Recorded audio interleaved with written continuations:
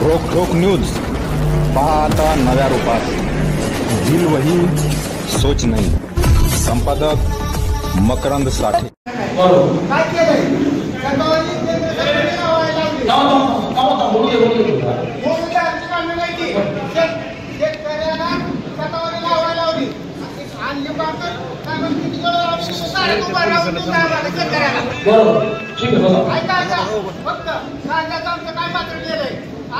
कुठल्या पक्षातून आलाय?